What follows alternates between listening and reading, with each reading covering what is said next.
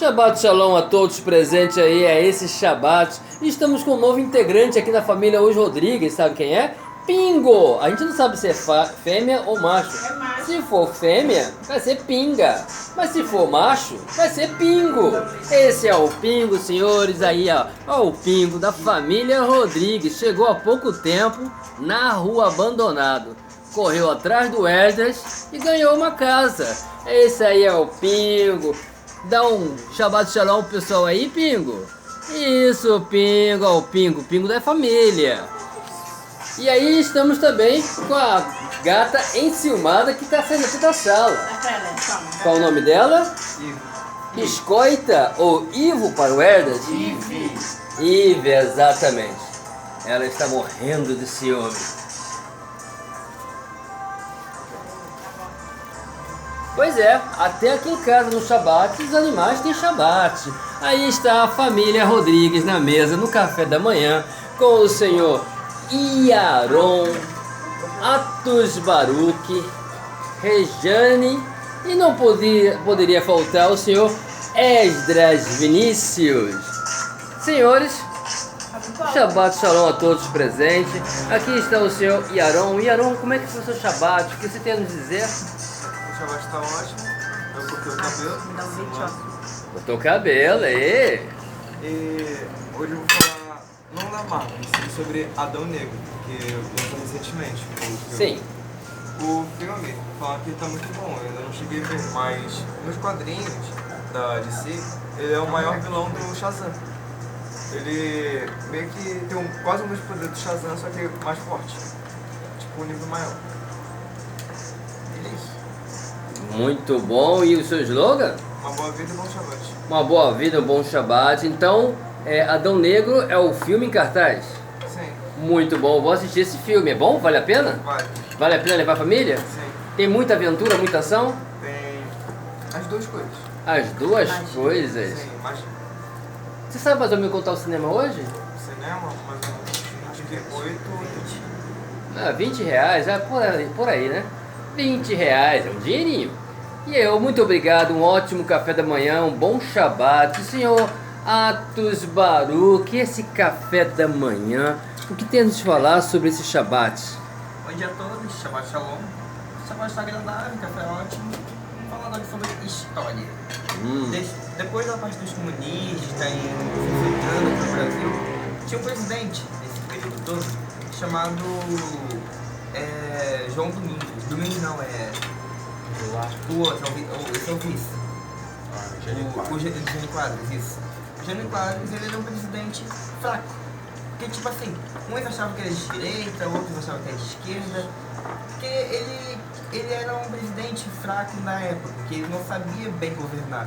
Tipo assim, ele era aquele tipo de político que vai na rua comendo pão com mortandela e falando sem pensar. Ele faz o papel perfeito de ser político, mas de governar ele não sabe. Então, ele, nesse período também todo, na década de 40, 60, estava tendo algumas guerrilhas comunistas no Brasil que estavam sendo treinadas lá em Cuba e na Venezuela. E assim, quando o Che Guevara veio aqui no Brasil, veio cumprimentar ele e tal, ele recebeu uma nomeação, não de cargo, mas uma nomeação de bem visto do Brasil pelo Che Guevara, por ele, Pela ordem da Coreia do Sul. Isso, pela Ordem do Rio Grande do Sul. Aí logo após isso, a população não estava muito bem aceitando ele, por ele ser fraco como governante. Aí ele renunciou. Ele achava que a população ia nas ruas para fazer protesto para ele, mas não fizeram nada. Ele achava que o Congresso iria favorecer ele, mas o Congresso não fez nada. Então quem iria assumir a presidência seria o João Goulart, que é mais conhecido como Jango. Só que o Jango, nesse período, quando ele pediu a renúncia, o Jango estava lá na China, fazendo alianças relações com o Brasil, com o Mao Tse Tung, entende? Mas assim, naquela época a China era uma ditadura já comunista. Aí que ele foi pra Montevidéu, o Jango falou com... esqueci o nome da pessoa, mas falou assim... Não, outro. Falou com o primeiro-ministro lá da época.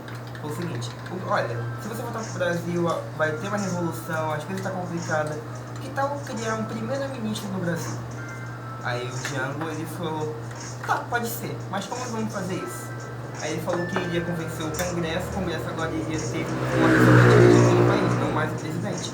Isso funcionou por 3 meses, mas todo mês, durante esses 3 meses, foi trocado o primeiro-ministro, porque não estava tendo as ideias do Django, não estava favorecendo as ideias do Django, mas a favor. Depois disso, quando o Django já estava no Brasil, a população viu que também não era um governante bom quanto o outro, o que renunciou. Ele então começou a fazer greves, começou a fazer movimentos, um movimento agrário de terra, que depois ficou como MST, Movimento Sem Terra. Então assim, esse cara ele acabou criando um pedaço, implantou a semente do comunismo aqui no Brasil, e a população não gostou. Aí então, em março, no final de mês de março, teve a maior manifestação da história do Brasil dizendo não ao comunismo, que a população não queria mais o comunismo. Hoje em dia, as manifestações de 4, 5 milhões hoje em dia, atualmente, mas naquela época o Brasil tinha menos de um terço da população atual, as manifestações foram gigantescas, não só da coluna prestes, como muita gente fala, entende?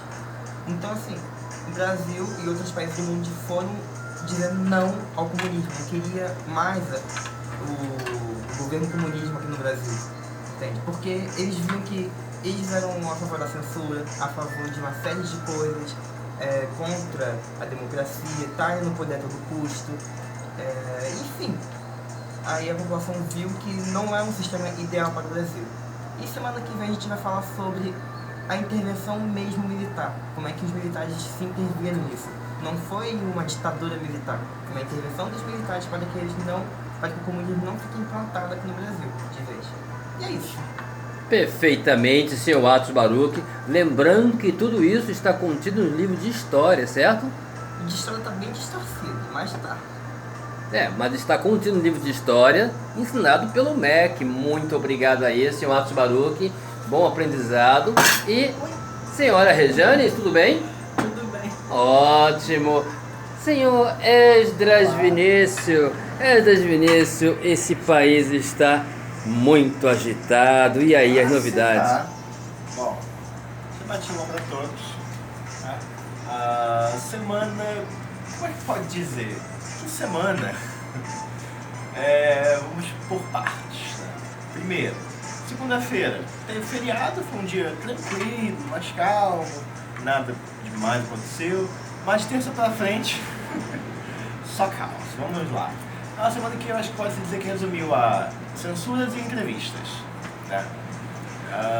Primeiro que, acho que foi na quarta-feira, acho que foi na terça mesmo, o Lula ele foi no Flow Podcast, que é o maior podcast do Brasil, gigantesco, tem quase 5 milhões de inscritos no YouTube, é um canal muito grande. Né? E assim, ele realmente, naquele dia, ele bateu um recorde de audiência gigantesco, de 1.100.000 pessoas ao vivo assistindo. E assim, muita gente falou, tá vendo? O Lula é maior, ele tá ainda na frente. Só que tem um detalhe. O Bolsonaro ele foi no Inteligência Podcast, né? Acho que foi quinta-feira. Não, foi quinta-feira que ele foi.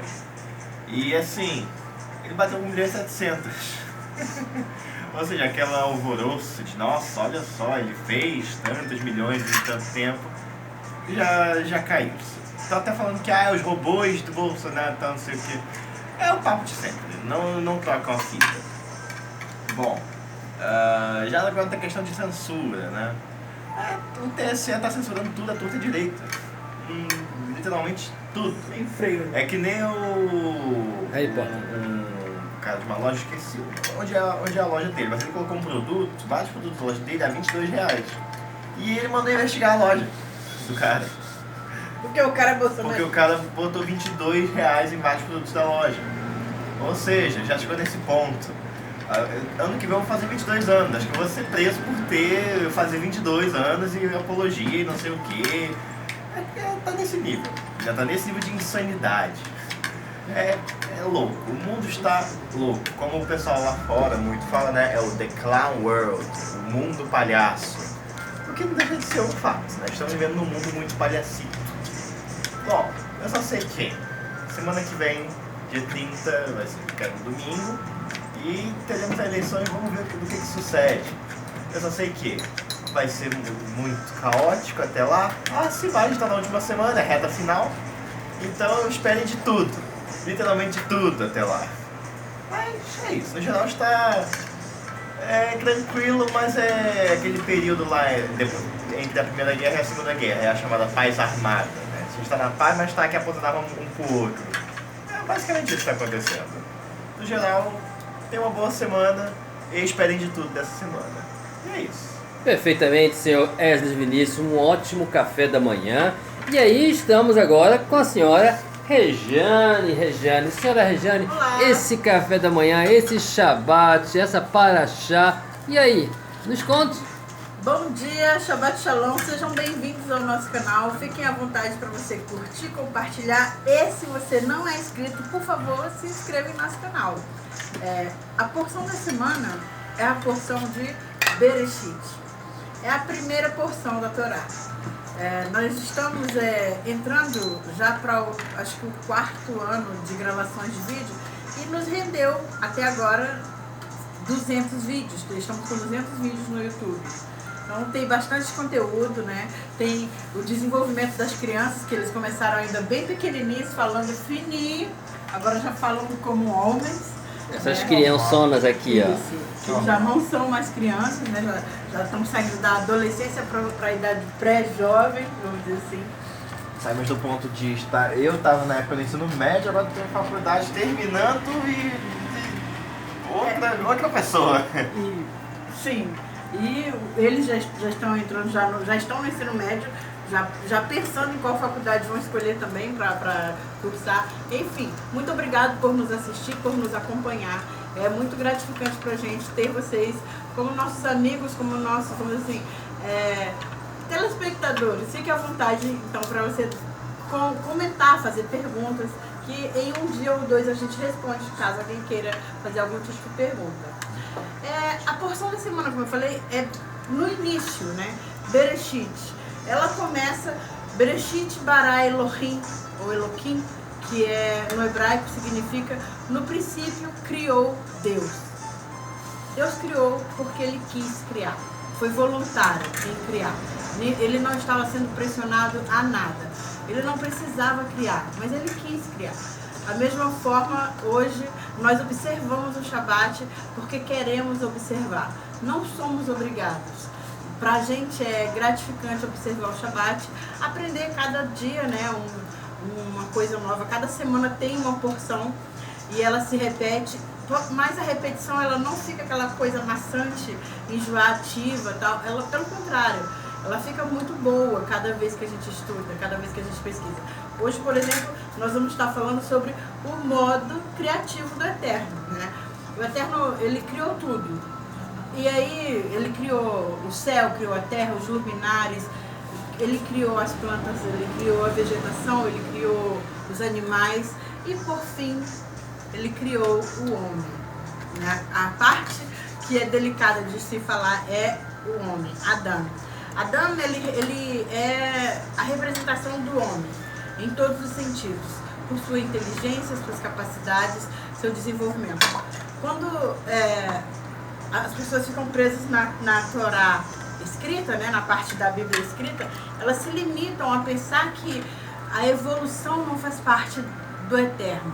A evolução, sim, o Eterno permitiu que o homem se evoluísse para estarmos aqui hoje, diante de tecnologias, né, diante de problemas para serem resolvidos. Aí o que acontece? As pessoas elas focam no problema e esquecem da solução, né? Que é o importante, focar na solução e não no problema. O Eterno, quando criou o homem, ele foi pensando, criou o homem dotado desse pensamento. O homem vai solucionar problemas. O homem foi criado para solucionar problemas e não para morrer diante dos problemas. Então todos os problemas que surgiram desde a criação do homem até hoje foi porque o Eterno permitiu. Quando o Eterno cria Adão e ele dá tarefas a Adão, para que Adão não fique de mente vazia. Existem várias complexidades assim, sobre a interpretação da mordida, né, no fruto do conhecimento ali do bem e do mal. Não era uma maçã, tá? A ilustração que usam é uma maçãzinha, mas não tem nada a ver com maçã. A questão é que, ao tocar no sabor do conhecimento, né, você passa também a adquirir um sentimento que não existe quando você não tem uma informação, que é se pôr no lugar do outro. Quando Adão ele morde a maçã, junto ali com Eva, na verdade, não foi a pior coisa que eles fizeram. Pelo contrário, a mente deles, eles se viram pela primeira vez. E um se colocou diante do outro e perceberam a nudez um do outro. Então, quando a gente é colocado diante de uma situação, quando eles focaram no problema, realmente para eles é uma coisa muito terrível. Mas o Eterno veio e deu soluções, deu dicas, né, de soluções. Mulher, você vai ser submissa ao seu marido, você vai, mesmo depois de ter dor do parto, você vai desejar o seu marido. E homem, você vai trabalhar, porque sem o trabalho você não vai se alimentar. Então o Eterno foi mostrando que, apesar do problema, tinha solução para você se perpetuar. Então ele dá ordem para o homem se reproduzir e dominar o mundo. E é o que nós fizemos, né? Nós somos o topo da cadeia alimentícia, nós dominamos o mundo. Quando eu olho um menino de 15 anos aqui, o Yaron, diante de mim, a impressão que dá logo de cara é que é uma criança de 15 anos, um adolescente. Só que cientificamente, na verdade, este ser humano aqui, ele é o conjunto de evolução de mais de 100 mil anos de existência. Então o Yaron, ele não tem apenas 15 anos, ele tem cerca de mais de 100 mil anos por conta da evolução. Tudo culminou para que o Yaron chegasse hoje nessa mesa e tomasse o café dele com pão e manteiga, para que ele não tivesse que sair para caçar um coelhinho para comer ele ainda cru, né, como era feito, como eles faziam, procurar uma fruta numa árvore e tentar pegar. Às vezes a evolução é uma coisa maravilhosa, ela caminha junto com a criação da Terra. A criação por si só é perfeita, mas ela, vamos dizer assim, precisou de um empurrãozinho da evolução da humanidade. Aceite as mudanças, elas são difíceis, estamos em tempos decisivos, né, de eleição, mas as mudanças elas servem para nos ensinar que a gente depende do Eterno e que o Eterno permite tudo. No mais, tenha uma boa vida, um bom final de semana e um conselho de mãe. Reúna os seus filhos e converse com eles vão te ouvir. No mais, Shavua Tov. Shavua Tov, senhora Rejane, Shabbat Shalom. Daria uma palavrinha com os senhores e também com as senhoras. Até daqui a pouco. Shabbat Shalom a todos, mais uma vez aí nesse café da manhã. E é isso aí. Família, nós estamos aí agora próximo de uma eleição. E uma frase bem típica que eu sempre uso, uma frase antiga minha. As provas de fogo pelas quais passamos nos ilumina de honra ou desonra para as gerações seguintes. Nós temos o poder e arcamos com toda a responsabilidade. Pois é, isso em qualquer sociedade nós somos responsáveis. Assim como também lá em Tanar, no livro de Tanar, né, a parte de juízes ali, todos eram responsáveis pelo projeto da criação do Estado de Israel. Por quê? Não tomavam decisões, não estudavam, deixavam, postergavam, não avançavam e, consequência, inimigos tomavam a terra, traições aconteciam e o povo sofria da escravidão. Então, isso é Tanar, bem resumida, bem assim, direto. Enxergar o outro é um objetivo da lei, um objetivo do livro dos juízes. Então, você precisa o tempo todo utilizar a ética. Digo até mais, eu não falo para utilizar a sua moral. A sua moral perante a Torá não é interessante. O que é interessante é a sua ética. Aprenda a enxergar a existência do outro e assim você poderá ter uma família, um café da manhã, e um ótimo Shabat e um país livre. A todos um Shalom.